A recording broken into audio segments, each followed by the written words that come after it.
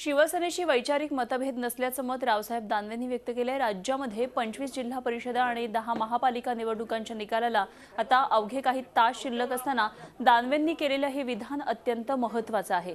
6 महापालिकांमध्ये भाजप स्वबळावर सत्ता स्थापन करेल असंही दानवेंनी म्हटलेलं आहे।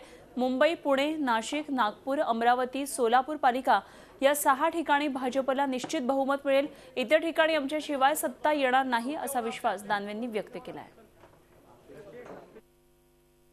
आत्ता ज्या निवडणुका झाल्या या निवडणुकीचा आम्ही अंदाज घेतला। जवळपास 11 जिल्हा परिषदेमध्ये भारतीय जनता पार्टी स्वबळावर सत्ता स्थापन करील आणि महापालिकेच्या निवडणुकीमध्ये 6 महापालिका अशा आहेत की ज्या ठिकाणी भारतीय जनता पार्टी स्वबळावर सत्ता स्थापन करेल। तो यावेळेस शिवसेनेशी युती करण्याचा भारतीय जनता पार्टीने आटोकाट प्रयत्न केला। आम्ही वैचारिक मतभेद भारतीय जनता पार्टी शिवसेनेमध्ये नाही, परंतु काही तांत्रिक मुद्द्यावर आमचे मतभेद आहेत।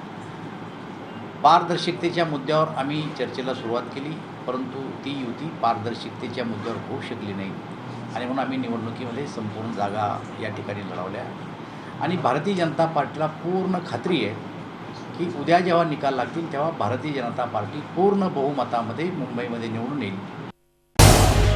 झी 24 तास रहा एक पाऊल पुढे।